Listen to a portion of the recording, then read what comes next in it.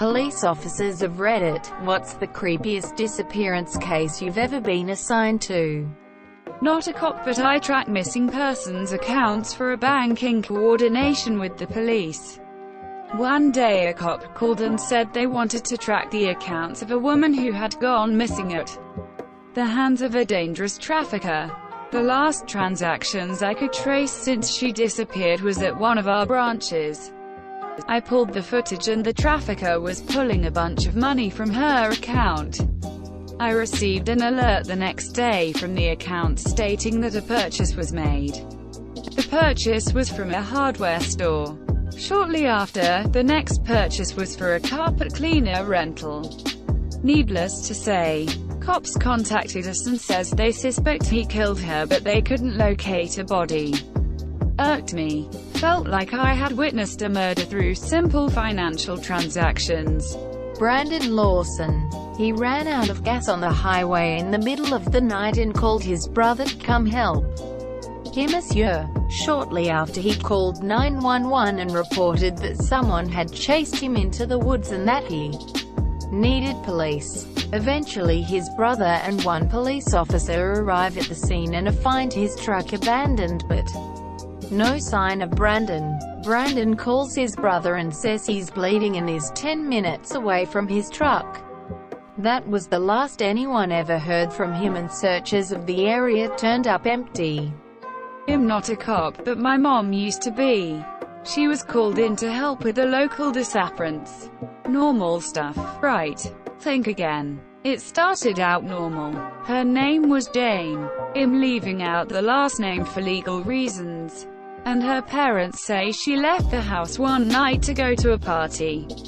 But the next day, she was gone. Nada. No trace. After searching the whole town, they finally searched the parents' house.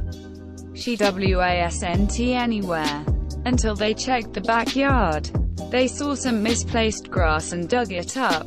Lo and behold, there she was. Dead. Stabbed 28 times in the chest. The mom fainted, as she was out there too, and the dad tried to run. He ended up being the culprit. And so that's the story of why my mom quit. Not a police officer, but my granddad was. He was a part of the police force in the 60s till the early 80s.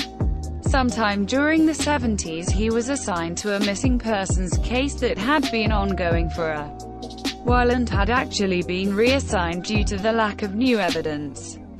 Him and his partner spent months on the case fighting for it to stay open. One day they went and searched the missing person's home again. It caused a lot of uproar with the family, as they hadn't really moved his things or been into his home since the case had gone quiet. Anyway, they got permission almost a month after asking and found a handwritten receipt for a car in his bathroom bin. God knows why his bins weren't searched before, unless it was just missed. They managed to track down the guy who sold him the car. He said that the missing person had mentioned that he was going to store his car in a garage till he had the money to insure it. He even gave them the name of the town he said the garages were in. They went to the town and got search warrants for every single rentable garage, even though they had no evidence he had ever rented one. After a couple of days, they found the car with the guy inside it. Apparently, his body was almost mummified because of the lack of sun, air and moisture. I can't imagine what the smell was like. But they think he accidentally killed himself while trying to do some work on the car. He would have had the garage door closed because his car wasn't insured. He didn't want anyone to see the car and steal it. It was stored in a rough neighborhood where the garages were cheap to rent. He also paid cash in hand, so he never had any receipts. So yeah, he died of carbon monoxide poisoning. It's painless and basically you just fall asleep and then you die. He wouldn't have realized until it was too late. The guy was missing for 5 months and he seemed to just disappear for no known reason. My granddad told me this when I was a kid, and it really scared me that people can so easily just go. missing or die and nobody knows where they are. Still kinda freaks me out. Not exactly a cop, former cop. In fact, I was a firefighter in the military. In the interest of self-preservation, I will now be discussing the base, branch, names of those involved. At this point in my career was the Director of Emergency Communications for the base. This meant that I was in charge of police, fire, medical emergency and non-emergency communication. My main responsibilities included managing fire, police, EMS dispatches, maintaining and monitoring base alarm systems, and reviewing reports and cross-checking the respective reports with the 911 calls and radio traffic to ensure that everything was accurate. This last duty was the most time-consuming. It was impossible to screen every call, so non-high-priority calls were audited on a random basis, while high-priority calls were scrutinized in great detail. I spent many hours slowing down, speeding up, and trying to make heads or tails of high-profile emergencies. High-profile emergencies included things like unexpected, unexplained deaths, terror threats made, attempted, or threatened against the base, fires resulting in loss of life or significant loss of property, and a handful of other things. I add that footnote because typically, these 911 calls are chaotic. Oftentimes callers are experiencing the worst, most tragic or stressful time in their life. My point being, it's often hard to understand the caller, let alone despise what exactly they need. The incident. The dispatch center was manned 24/7 but only directly supervised during business hours. However, I was always on call for major incidents like those mentioned above. The night in question was a Saturday and it was fairly late. Around 1 a.m. I heard a call toned out over the radio for a reported suicide. The patient was pronounced dead on arrival. Suicides were one major incident that I was notified about by my dispatchers, but I was not always ordered to respond right then and there. Suicides were usually pretty cut and dry. I would need to make sure the report was shored up on Monday morning, but I had my best night dispatcher on duty and I knew he wouldn't let me down. I got up, used the bathroom, and waiting for the phone to ring. When it didn't after about an hour, I grew worried and radioed in to remind my dispatcher to call me. When he wasn't too slammed, the phone rang seconds later. My dispatcher said, "The deputy fire chief is here. He said we could all debrief on Monday and that one of the other dispatchers was called in to cover the remainder of his shift. He was upset by the whole situation and needed the rest of the night off." Not uncommon, especially when someone paints the walls while you're on the phone with them, monsieur. I told him to get some rest and we'd talk on Monday. Something didn't feel right. I texted him and told him to call me as soon as he was in his car. He did. I first made sure he was okay. He said that he was not, but not to worry about him, monsieur. I told him I'd been there before and if he needed to talk he could. He said, "No, I don't think you have. This whole thing is fucked up and you need to come and listen to the tapes." At this point I'm worried. Like I said, this is my most seasoned best dispatcher and he's this shaken up. I got in my car and got to the dispatch center as fast as I could.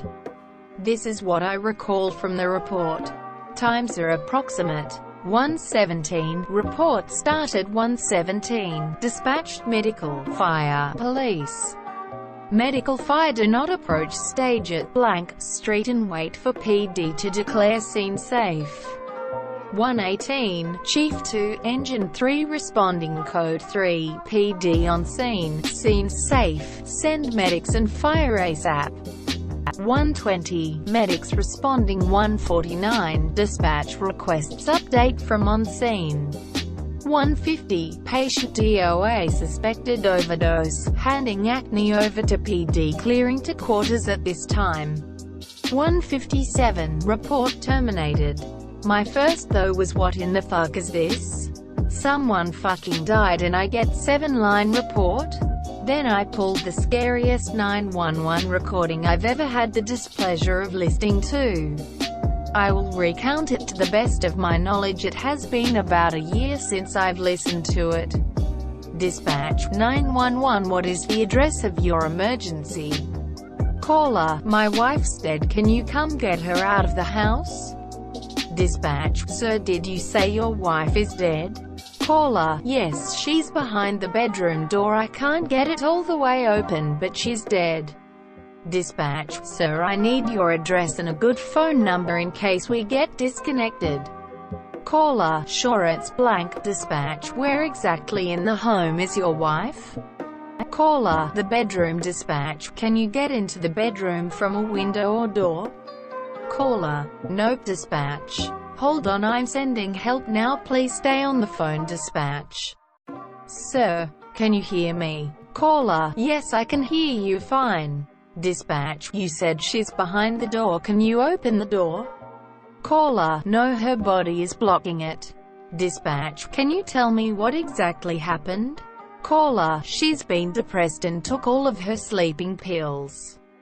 Caller: they're here, thanks for all your help. Line disconnects. The thing that chilled me about this call was that the husband's voice was apathetic and relaxed. He didn't seem to care that his wife was dead. He was really calling to have the body removed, it would seem, monsieur. As if his wife's limp, lifeless body was somehow posing him an inconvenience. He had no interest in trying to help save his wife at all. It had my dispatcher fucked up, and it had me fucked up. Reading the police report was much more informative and painted a better picture of what happened. On scene, I was also tasked with interviewing everyone that was on scene to put into my comprehensive report. This is a summary of what I recall from the report and my interviews. The summary of events was consistent among all those that responded.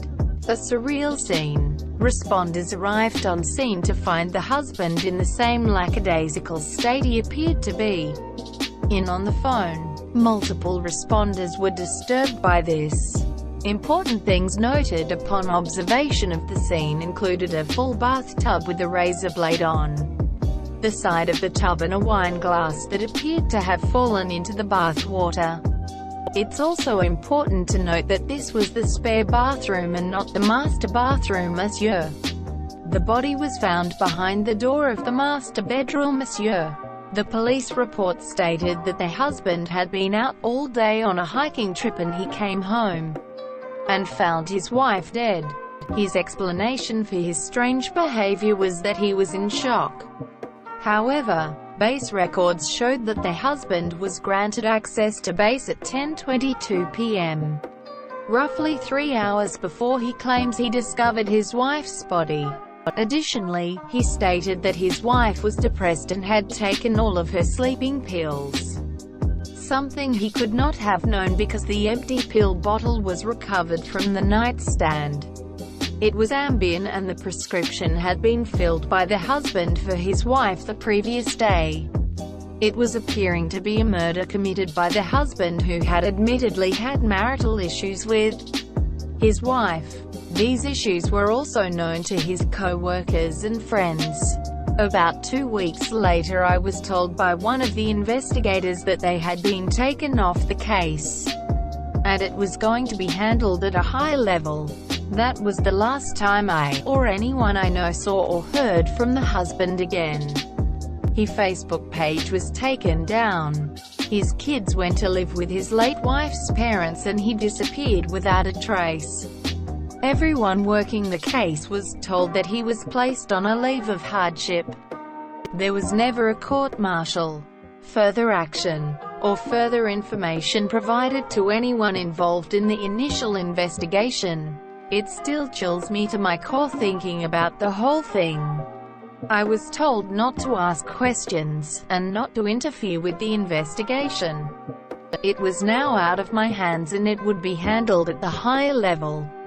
I will always wonder if the military made the husband disappear and paid off the rest of his wife's family to make it go away. I will never know the answer to this mystery. I can only speculate. But man, just thinking about that 911 call makes me hope that if he did indeed murder her, that military has him in a dark hole for the rest of his life. TLDR, military husband kills his wife and makes it a suicide. Does not do a good job and ends up getting murdered himself by the government. Not a police officer, but in my state 2 school kids went missing. Later they were found, minus the kidneys. Organ traffickers from Bangladesh. The internet of whole state was blocked for 3 days to stop the mass panic. Maybe put a serious tag on this. My partner and I were called to the apartment of a man whose girlfriend disappeared. Weirdly, he claimed he had this coffee table that made things disappear if they were left on it overnight. He theorized that his girlfriend must have fallen against it during the night and been disappeared by the table. Of course, I thought it was pure bull. But my partner says he has the same table, and thinks it may be true. We never did find out what happened to her. Not a police officer, but my dad disappeared 20 years ago. Do you think he got kidnapped? Not a cop, but had a pretty fucked up disappearance happen about a mile away from where I live. A girl went missing, she was 12. The whole town, state police, and I believe possibly the FBI all got involved. Search parties in the woods and through the streets for about 2 or 3 days. Turns out she had gone over to these kids' house that she knew from school to have them fix her bike. Turns out the kids, brothers, one 15 and the other 17, planned on stealing it. Well, she put up a struggle and the one brother wound up strangling her in his basement. She was found a few days after she went missing. They stuffed her body in a trash can on trash night. I'm fascinated by the lack of actual police officers answering this question. It's always, I'm not a cop but my college blotter, upset student activated emergency pillars and talked to officer on speaker. No one at the scene when officers responded. Well, I kept telling them the truth was out there, but they sent some butch redhead to spy on me. Train car part was dope though. No, I don't think I will. Some shit is too horrible to share. Thanks for watching. Please consider liking this video and subscribing to my channel.